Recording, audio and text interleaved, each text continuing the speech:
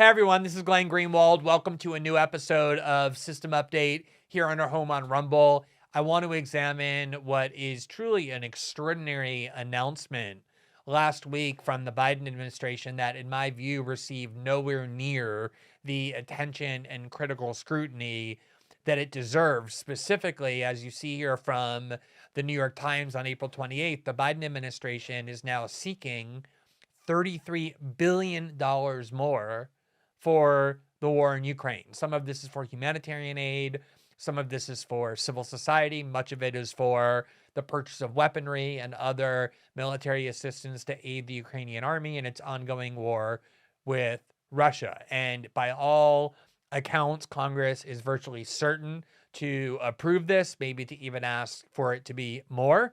And the question, therefore, arises, especially given the fact that up until now, it's been every 7 to 10 days that the Biden administration just seemingly randomly announces it's sending another $350 million, another $700 million, another $500 million. It's been like that once every 10 to 14 days since the start of the war when Russia invaded on February 24th. This is a radical escalation in the amount of taxpayer money the Biden administration now wants to send to Ukraine, on top of all the other forms of escalation when it comes to the U.S. involvement in this war in Ukraine, including sending heavy weaponry of the kind that 2 months ago was unthinkable, of having open discussions about the fact that U.S. intelligence agents and military officials are on the ground training Ukrainian officials, providing them with targeting and intelligence about where to shoot at Russian forces. And we now have even Democratic politicians pronouncing things like, this is our war and we intend to stay and fight it until victory is ours, which is the language now, not just of the U.S.'s involvement in this war as a proxy belligerent, that it's clearly now a proxy war between Russia on one side and the U.S. and its NATO allies on the other, but except for the fact that U.S. forces, thankfully, are not on the ground directly engaging the Russian military, at least as of yet, the mindset, the mentality of the United States is that we have to win this war. This war is ours to win, and we now must do everything possible and fight into the end to win it. And what's particularly notable about this exceptional, radical escalation in the amount of money and other commitments the United States is making, this investment in this war, is nobody thinks that $33 billion is the full amount that the United States will end up committing to fueling this war further, because even U.S. officials are saying that this war is not going to be resolved within weeks or even months, but potentially years. So the only rational assumption is that this $33 billion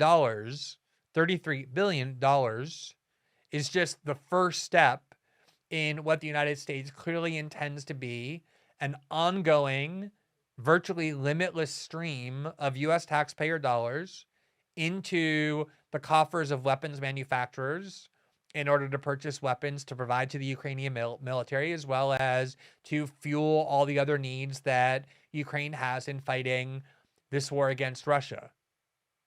And that means that it is urgent, essential, that we ask the question, how are American citizens, other than the small handful that have significant shares of Raytheon or General Dynamics or Boeing or other weapons manufacturers, benefiting in any way from the expenditure of these sums of money, not to improve life in the United States, but to send to Ukraine?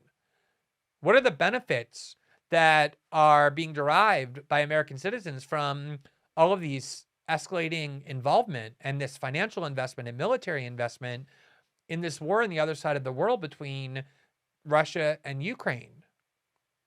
And that in turn prompts a secondary question, which is, does that even matter? Does it matter whether or not policies that the U.S. government is pursuing produce benefits for American citizens? You would think, just intuitively, that that would be the primary, potentially only question that ought to be asked when the U.S. government is considering what policies to pursue or how to spend money. How are we benefiting the lives of American citizens, the people we were elected to represent and whose lives we're responsible for materially improving? But I think there seems to be a strong belief that there are other considerations, other questions, other legitimate goals and objectives that the United States government has when deciding and formulating what policies it will pursue, where it will spend its money, other than, are we benefiting the lives of American citizens? Which means if you're one of those people who says, yes, I recognize that this $33 billion won't actually benefit the lives of any Americans, working class Americans, middle class Americans, the American poor, any Americans, except for this tiny little sliver whose coffers will be filled. I recognize that, but I nonetheless believe the U.S. should do it anyway because there are other goals beyond or aside from or independent of benefiting the lives of American citizens that are legitimate and worthy of pursuit, in which case the question becomes, what are these other goals? What goals other than improving the lives of American citizens justify the increasing involvement now to the point of $33 billion of the United States in this war in Ukraine? Is it the case that anytime there's an invasion by one country of another that we regard as unjust or aggressive or destabilizing, even if the country invaded is not a NATO ally and therefore we're not duty-bound to defend it, that the United States just acts as the floating police officer of the world, keeping the peace wherever the peace is disturbed or fighting against whoever is regarded as a criminal or an invader? Is that the role of the United States? Is that the role you want your government assuming? Or are there other goals that are legitimately pursued that have nothing to do with improving the lives of American citizens? At the very least, we ought to be having that debate. We ought to be asking that question: who's benefiting and who is sacrificing as a result of policies like this one? So before we delve into those questions, let's just look at exactly what it is the Biden administration is doing from this New York Times article. Quote, President Biden signaled a vast increase in America's commitment to defeating Russia in Ukraine on Thursday as he asked Congress to authorize $33 billion for more artillery, anti-tank weapons, and other hardware, as well as economic and humanitarian aid. It includes more than $20 billion for security and military assistance, including $11.4 billion to fund equipment and replenish stocks already provided to Ukraine, $2.6 billion to support the deployment of American troops and equipment to the region to safeguard NATO allies, and $1.9 billion for cybersecurity and intelligence support. The request also includes $8.5 billion in economic assistance for the government in Kiev to provide basic economic support, including food and healthcare services for the Ukrainian people, as the Ukrainian economy reels from the toll of the war. An additional $3 billion would be provided for humanitarian assistance and food security funding, including medical supplies and support for Ukrainian refugees, and to help stem the impact of the disrupted food supply chain. When combined with the previous emergency measure, the United States would be authorizing $46.6 billion for the Ukraine war, which represents more than 2/3 of Russia's entire annual defense budget of $65.9 billion. Mr. Biden said he expected European allies to contribute more as well. So let's just look at that alone.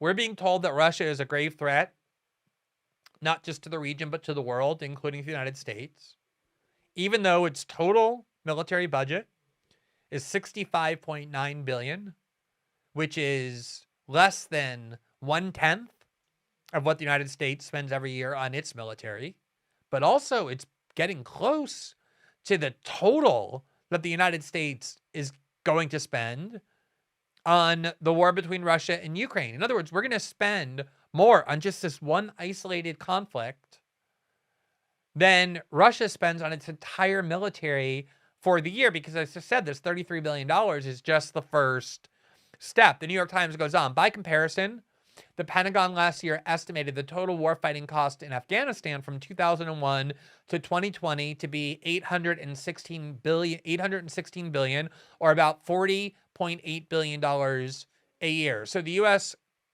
spent close to $1 trillion, $816 billion, just on warfighting costs in Afghanistan. Certainly it exceeded $1 trillion when you add everything in, or $40.8 billion a year, already less than the amount after 2 months that the United States is spending on the conflict between Russia and Ukraine. At least in Afghanistan, there was an argument that Afghanistan harbored Al-Qaeda, which directly attacked the United States. no one suggests that Russia directly attacked the United States or intends to attack the United States or is threatening to attack the United States. And yet we're already, after just 2 months, spending more on its war with Ukraine than we spent in defense of ourselves, ostensibly, in the war in Afghanistan. That gives you an indication of the magnitude of how committed we are to this war.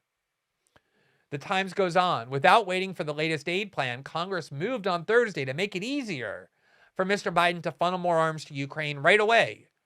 The House voted 417 to 10. 417 to 10. All 10 no votes were Republicans. To invoke the Lend-Lease Act of 1941 to authorize Mr. Biden to speed military supplies to Ukraine. So the Congress doesn't even want to wait. That's how eager they are to authorize it. And you'll note this Lend-Lease Act of 1941 is very notable. Anything in 1941 was notable because that was when World War II was raging. And the United States under Franklin Roosevelt was eager to involve itself in that war, and yet couldn't yet convince the American people until Pearl Harbor that it was necessary or justifiable to do so. The Lend-Lease Act is what enabled the United States to become involved by supplying Britain with the weapons it needed in order to fight Germany. It was the entrance of the U.S. into World War II. And now the question is this new Lend-Lease Act of 2022 with the entrance of the U.S. into World War III? The Senate passed the legislation unanimously earlier this month, meaning it now moves to Mr. Biden's desk for his signature. The original act, proposed by Franklin D. Roosevelt, authorized by the president, to lease or lend military equipment to any foreign government, quote, whose defense the president deems vital to the defense of the United States, and was used originally to aid Britain and later the Soviet Union in their battle against Nazi Germany. Passage of that act enabled Great Britain and Winston Churchill to keep fighting and to survive the fascist Nazi bombardment until the United States could enter the war, said Representative Jamie Raskin, Democrat of Maryland. President Zelensky has said that Ukraine needs weapons to sustain themselves, and President Biden has answered that call. Now, in World War II, the argument was that a Nazi advance throughout Europe, a Nazi conquest of Great Britain and the Soviet Union would endanger the United States, and therefore this Lend-Lease Act authorized the president in his sole discretion to provide military aid to whichever countries it was deemed to be in the vital interest of the United States. Is Ukraine in the vital interest of the United States? Is defending Ukraine from Russia, its neighbor, now a vital interest to the United States, sufficient to demand that American citizens sacrifice their own well-being to send enormous sums of money into this war? And if so, how is it a vital interest to American citizens? That's a debate worth having. I'm not saying the answer is immediately evident just by posing the question, but you'll notice that we barely ask that question of what interest the United States has in this war. There's obviously a lot of emotional anger and condemnation, moral condemnation of Russia over its unjustified invasion. But that's separate from the question of what pragmatic interests the United States has and what pragmatic benefits will accrue to American citizens from the United States becoming increasingly involved in this war. Now, already our involvement in this war is harming American interests. Here from PBS, May 2nd, 2022, so essentially yesterday, the headline reads, "The push to arm Ukraine may put a strain on U.S. weapons stockpile."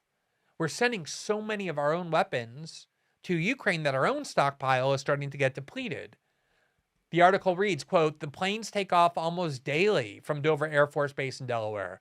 Hulking C-17s loaded up with javelins, stingers, howitzers, and other material being hustled to Eastern Europe to resupply Ukraine's military in its fight against Russia. Quote, "The game-changing impact of those arms is exactly what President Joe Biden hopes to spotlight as he visits a Lockheed Martin plant in Alabama on Tuesday that builds the portable Javelin anti-tank weapons that have played a crucial role in Ukraine." Obviously, as we deplete our own stockpile, we need to buy more and more, which means billions more going to Lockheed Martin, Boeing, Raytheon, and the like, that were thriving by selling weapons that we needed to fight the war in Afghanistan. And yet ever since the war in Afghanistan ended last year, at least from the perspective of U.S. involvement, those weapons haven't had a market. And now suddenly they have a very big market, a bigger market even than Afghanistan. And that's where most of this money is going. The war will mean increased sales for some defense contractors, including Raytheon, which makes the Stinger missiles Ukrainian troops have used to knock out Russian aircraft. The company is also part of a joint venture with Lockheed Martin that makes the Javelins. Now, you probably recall that Raytheon is the company where the current Defense Secretary, Lloyd Austin, served on the board of directors immediately prior to becoming Joe Biden's Pentagon chief. And now Raytheon, his former company, where he served on the board of directors, is now the beneficiary of enormous amounts of Pentagon spending at the expense of the American taxpayer in order to send those weapons to Ukraine. White House Press Secretary Jen Psaki said Monday that defense officials have determined that the weapons transfers have not impacted military readiness. Still, the administration has included funding in the Ukraine supplemental bill Biden introduced last week to replenish U.S. inventories of depleted weapons stockpiles. So, whatever else is true, there's an enormous sum of money going from the U.S. Treasury, which collects that money from American taxpayers who work and pay their taxes to the U.S. government, to Raytheon and all of these other weapons manufacturers to buy weapons to give to Ukraine. All of this money that could be used to improve the lives of American citizens, to improve American cities that are dilapidated and increasingly in disarray, crumbling, the infrastructure of the United States, educational opportunities, healthcare. Instead, this money is being used to send to Ukraine to benefit Ukrainians. Why? Why is the American government sending so much to Ukraine at a time when Americans are suffering so much?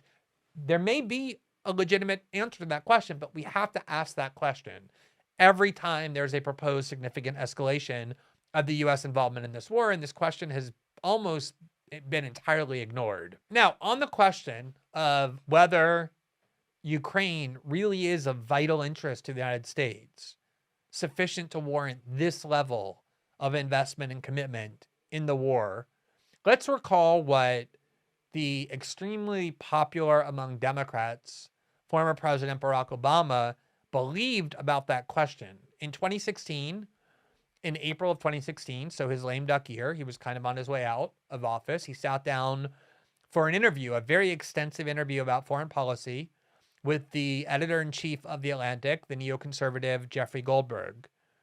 And this was at a time when Obama was being criticized by members of both parties, the establishment pro-war wings of both the Democratic and the Republican Party, for not sufficiently confronting Moscow in their view, for not confronting Moscow in Syria, for tying the CIA's hands and not letting them be unleashed, even more than they were, to try and overthrow the Assad regime, a very close ally of Russia.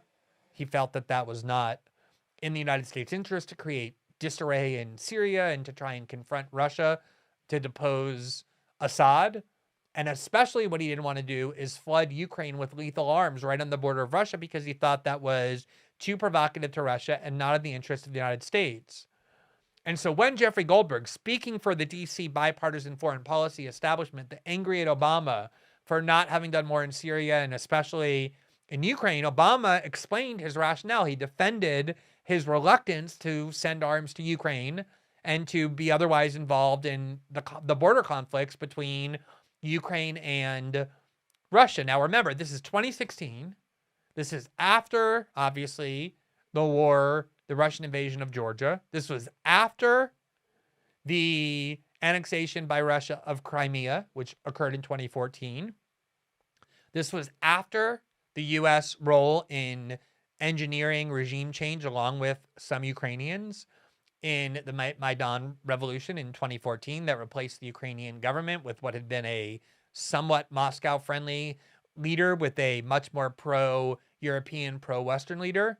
And this was after, 2 years after, the outbreak of essentially a civil war in eastern Ukraine between forces loyal to Kiev government that were Ukrainian nationalists, often neo-Nazis and the Azov Battalion and others on the one hand, and the Russian-speaking ethnic Russian separatists on the other that Russia was helping to fund and arm and support, who wanted independence from Kiev or even to be part of Russia as Crimea had just become. So there was raging war in the eastern part of Ukraine for 2 years when Obama gave this interview. It was 2 years after Russia took Crimea.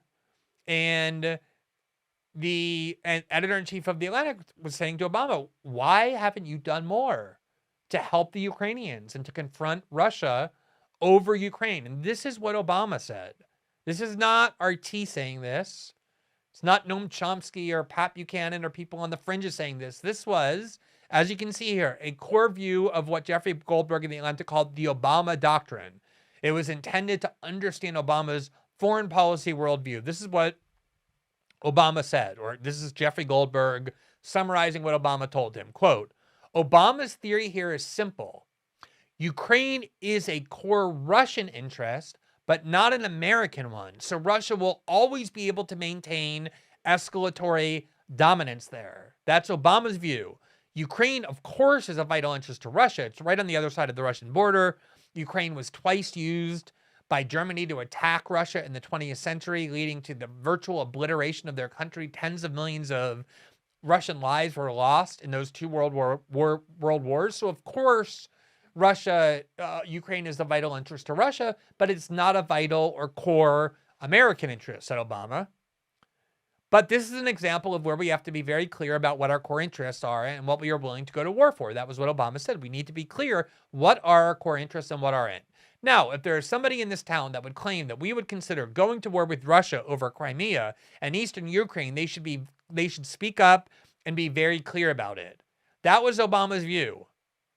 That it was always going to be the case that Russia could dominate Ukraine because no one believed that we would or should confront Russia over a place, Ukraine, that is not of a vital interest to Americans or American interests, but is to Russia. And you see here from the New York Times in 2015, the headline, Obama said to resist growing pressure from all sides to arm Ukraine. Democrats and Republicans were demanding that Obama send lethal arms to the Ukrainians to defend themselves or to fight against the Russians, and Obama refused. And this is why.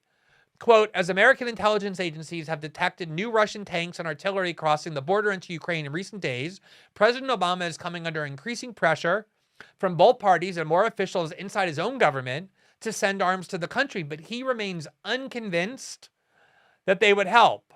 The president has signaled privately that despite all the pressure, he remains reluctant to send arms to Ukraine. In part, he has told aides and visitors that arming the Ukrainians would encourage the notion that they could actually defeat the far more powerful Russians, and so it would potentially draw a more forceful response from Moscow. He also wants to give a shaky ceasefire a chance to take hold, despite a reported 1,000 violations so far, and seems determined to stay aligned with European allies that oppose arms for Ukraine. Quote, this is then Deputy Secretary of State under Obama, and now the Secretary of State under Biden, Anthony Blinken, who is quoted telling a Berlin audience, quote, if you're playing on the military terrain in Ukraine, you're playing to Russia's strength because Russia is right next door. It has a huge amount of military equipment and military force right on the border. Anything we did as countries in terms of military support for Ukraine is likely to be matched and then doubled and tripled and quadrupled by Russia. The article went on. It has a huge amount of military equipment right near the border, and as a result, they would quadruple it. And then you see here, that argument seems to be most closely channeled the president's. According to people familiar with the internal debate, Mr. Obama continues to pose questions indicating his doubts. Okay, what happens if we send in equipment? Do we have to send in trainers? Said one person paraphrasing the discussion on the condition of anonymity. What if it ends up in the hands of thugs? What if Putin escalates? This was the conventional wisdom in Washington until 2 months ago. NATO expansion up to the Russian border, particularly to include Ukraine, was highly provocative to Moscow. We've covered that before in other video reports. And Obama's view was, why am I, as the American president, responsible to protect the vital interests of America and American citizens, going to involve myself in a country that Russia will do anything in order to have its will because it's right on the other side of the border and a vital interest to them, but never to us. I'm not going to do that. We're going to end up in a quagmire, a war that goes on forever where we can't possibly win, where we're going to send weapons and have no idea whose hands they're falling into. All of that is exactly what is happening. All of these weapons we're sending have very little controls. We have no idea where they're going, whose hands they're ending up in. There have been reporting about that. Certainly, at least some of it is ending up in the hands of neo-Nazi groups like Azov and others that the Russians have been warning about for a long time. But more importantly, Obama's central argument was there's no real American interest served by trying to defend Ukraine against Russia. It's not a NATO country. We have no interest there. What changed? Obviously, Russia invaded Ukraine on February 24th, but the question of why Ukraine is a vital interest to the United States and whether we should be putting $33 billion in there and all kinds of heavy weaponry and depleting our own stockpiles in order to prolong that war and defend it, that hasn't changed that calculus. How has Ukraine suddenly become such a vital interest to the United States that we're willing to prioritize that country and its military and its people over our own? When did that happen and why? Here from Politico in December of last year is the article that explains how much we're spending already on our military budget. Biden signs a $768 billion defense policy bill that supersized his original Pentagon request. $768 billion is 3 times more than what the next largest military spender in the world spends, which is China. It's more than the combined spending of the next 12 or 13 or 14 countries, depending on how you count. And as we just saw, the amount that we're putting into Ukraine alone is about to exceed Russia's entire military budget for the year. That's how bloated the U.S. military budget is, how much money is constantly transferred from the coffers of Washington to the coffers of these military contractors. Quote, while Biden's request amounted to a military spending increase above the current levels, Republicans quickly panned the blueprint as insufficient to keep pace with inflation and military advances by China and Russia. Most Democrats on Capitol Hill agreed, and both the House and Senate backed further budget increases in their respective versions of the defense bill. Here you see the reality of Washington. We're constantly told the parties have nothing in common. They can't get along. They're so radically different than one another. And yet, you saw the votes on the bill to spend another $33 billion in Ukraine. In the Senate, it was unanimous. And in the House, it had kind of symbolic, trivial 10 no votes from Republicans. And here you see, when it came to the question of the military budget, both Democrats and Republicans thought that Biden's extremely bloated budget was not enough and should have been higher. In all, the bill authorizes $768 billion for national defense programs, which includes the Pentagon and nuclear weapons programs overseen by the Department of Energy.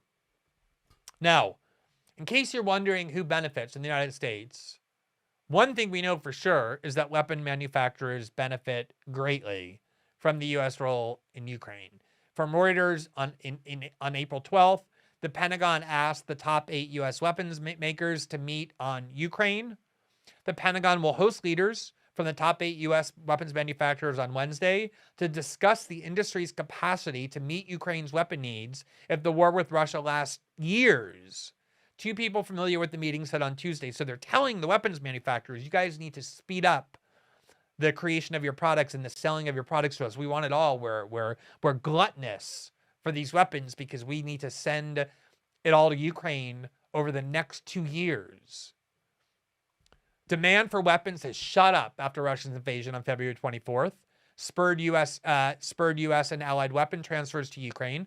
Resupplying as well as planning for a longer war is expected to be discussed at the meeting, the source told Reuters on condition of anonymity. Now, as a result, because of how much of a boon this is for Raytheon and General Dynamics and the rest, they don't even need to lobby anymore. They're almost getting not everything they wanted, but more than they can even handle. Here's the open secret sites that tracks with great meticulousness and diligence the expenditures in Washington, the lobbyist money, the dark money, the donor to PACs and the like. It's an invaluable site. And they detailed, quote, top Pentagon contractors spend less on lobbying as demand for weapons to Ukraine rises. They don't need to spend money on lobbyists to try and get more money into their coffers. They're already getting so much as a result of the gift of this war. Quote, the Pentagon's top contractors have scaled back their lobbying operations as demand for weapons to Ukraine rises. Lockheed Martin, Raytheon, Boeing, Northrop Grumman, and General Dynamics spent $16.9 million on lobbying in the first quarter of 2022. All but General Dynamics spent less on lobbying this quarter compared to the same period last year. Quote, they don't have to lobby the government to say, let's arm Ukraine. The government is coming to them and saying, how fast can you crank this out? So in that sense, they might not need to lobby as much as they would in a different time period. So there's part of the answer about who's benefiting. The same people who always benefit from U.S. wars. The weapons manufacturing industry, what Dwight Eisenhower called the military-industrial complex, what Obama aides called the national security blob, what left-wing scholars have long called, and then what Trump supporters began to call the deep state, whatever you want to call it. It's the permanent faction in Washington that exists on and feeds on and thrives on endless war, that gets all of its profit and power, not just money, but power, authority, more and more authority and power whenever wars break out and the U.S. is involved. We know for sure they're benefiting. In fact, beyond their wildest dreams, right as the war in Afghanistan, which had been the source of their money and power, right as it ended. Now, when it comes to the question of who benefits when the weapons manufacturing industry, the military industrial complex, the deep state, the national security blob thrive, it's not a difficult question to answer. From inequality.org last year in September, taxpayers are subsidizing soaring CEO pay at Pentagon contractors. If Congress doesn't crack down on military contractor pay, the White House should. More than half of the $14 trillion in Pentagon spending since 9/11, more than half, $7 trillion, has gone to for-profit contractors, according to a recent study by our colleagues at the National Priorities Project of the Institute for Policy Studies. The chief executive of these contracting companies typically pocket paychecks that dwarf the salaries of U.S. president and military generals. In 2020, the 20 publicly held U.S. firms that received the most lucrative Pentagon contracts paid their CEOs an average of $17.7 million. Department of Defense contracts to these 20 firms totaled $210 billion last year. Many of the companies get huge proportion of their revenue from federal tax dollars. In 2018, the top Pentagon contractor, Lockheed Martin, got 70% of its revenues from the federal government. So this is not an industry that is frugal with the money that it gets from its taxpayers. It needs war and always expanding military operations and military budgets in order to keep enriching themselves, their shareholders and their executives, at the expense of everybody else. Now, what do I mean by the expense of everybody else? At the time that we're sending $33 billion for now to Ukraine, on top of the couple $billion that was sent previously with no legal authorization, on top of all the money that we're about to send, on top of all the already bloated military spending bill that got approved last year, American cities are crumbling. They're crumbling. And the standard of living of Americans continues to decline.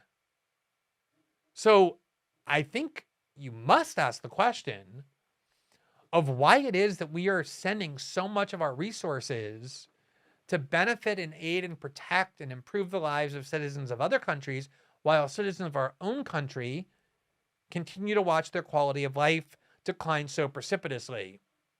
From the Center on Poverty and Social Policy in February of this year, 3.7 million more children in poverty in January 2022 without the monthly child tax credit. The monthly child poverty rate in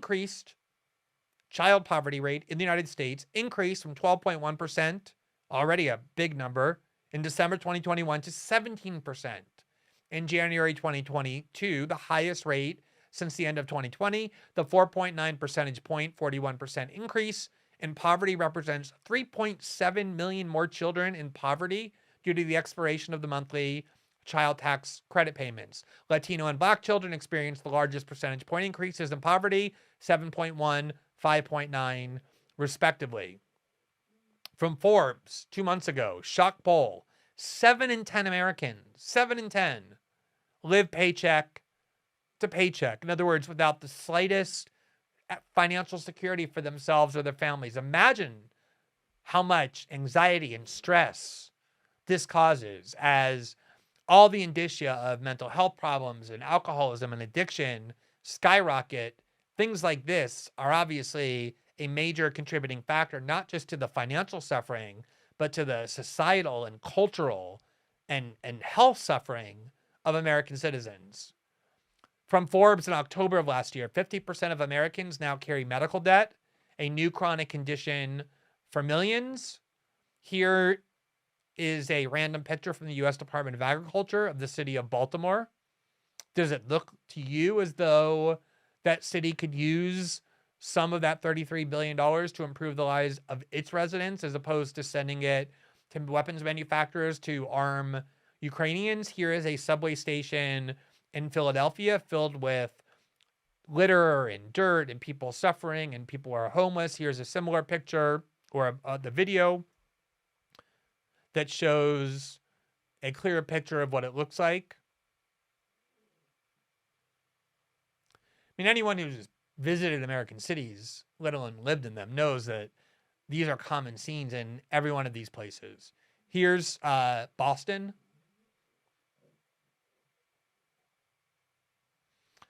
I could spend the rest of the day showing you images, horrifying images of our own citizens suffering greatly with images that are completely disparate from what we've been inculcated to expect our country to provide as a basic standard of living to which all American citizens are entitled. Millions of people without health care, people unable, when their children are excelling in school, to send them to college because of how prohibitive the costs are, or to saddle them with huge amounts of debt when they get out. People without the basic necessities of life, people working 2 and 3 jobs in hourly, low-wage, dead-end jobs with no benefits just to support the family. Families incapable of supporting their family without both parents working, no longer even have the choice to have one parent work and one parent stay at home to raise children, having to dump their kids off at daycare and other places so that they can both work, putting older relatives into nursing homes instead of being able to take care of them. So when you think about what the role of the United States government is supposed to be, at the very least, even if you think it deserves to have other things on the list, at the top of the list has to be benefiting the lives of American citizens, which means that when it comes to Ukraine, the only way to justify what the U.S. government is doing is to mount an argument that in some way the Russian invasion of Ukraine endangers the interest of American citizens or the lives of American citizens, and that $33 billion and all the other money and all the other assistance and aid that is being sent to Ukraine and to Ukrainians is not better spent in the United States in order to improve the lives of American citizens. The problem, of course, is that that question is so rarely asked because most Americans have no voice in Washington. Their interests are rarely spoken for. The corporations that benefit from these policies have very high-paid lobbyists who used to work inside government and therefore can pick up the phone and get any of these officials on the phone with a single call and can influence their decision-making with donations, with promises, with all kinds of support. But ordinary Americans have very few people in Washington speaking for them, which is why $33 billion can be just shipped off to Ukraine with very few questions asked. Now, one of the things that happened was at the start of this war, the narrative that instantly formed was so repressive and such lockstep consensus. Virtually every major power center was on board. The establishment wings of both parties, virtually the entire corporate press, the U.S. government, all branches of the U.S. government, Western Europe, big tech. There was only one narrative allowed.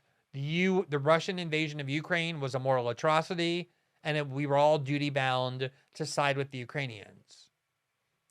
And even if you believe that, what ended up happening as a result of this lockstep consensus was that anyone who dissented in any way, who asked basic questions like, Why should the United States government involve itself in this country that President Obama 5 years ago insisted was not of a vital interest to the United States? Or why aren't we doing more to foster a diplomatic solution? Or have we done anything to provoke the war through NATO expansion and other things that for decades in Washington, it was conventional wisdom, were highly provocative to Russia? Anyone who tried sticking their head up and just sticking a toe into the well of dissent was immediately demonized as a Russian agent, an agent of the Kremlin, an apologist for Russian atrocities, a traitor, guilty of treason. For the crime of asking why we're not doing more to forge a diplomatic solution, Mitt Romney accused Tulsi Gabbard, a woman who, unlike Mitt Romney and all his sons, volunteered to fight for her country in the military and in Iraq. He accused her of treason for just asking why we're not doing more to foster a diplomatic solution to the war. And that climate that got deliberately constructed and then implanted by design made it such that nobody was willing to question anything the U.S. government was doing. And so even now, as we escalate severely our military involvement, the risks of our involvement in a proxy war, and enormous sums of money, previously unthinkable sums of money going to Ukraine, there's still almost no dissent. You see these votes in Congress from two parties that supposedly can't get along and don't agree on anything, that the votes are basically unanimous. There's no debate on this incomparably important decision-making process in Washington to involve the United States increasingly in a war with the other largest nuclear power on the planet, which is Russia. And at the very least, the question that should be at the forefront of every policy debate that we ever have, and certainly one as significant and consequential as whether to continue to involve the United States and its resources in this war in Ukraine, is how is it benefiting the lives of ordinary Americans?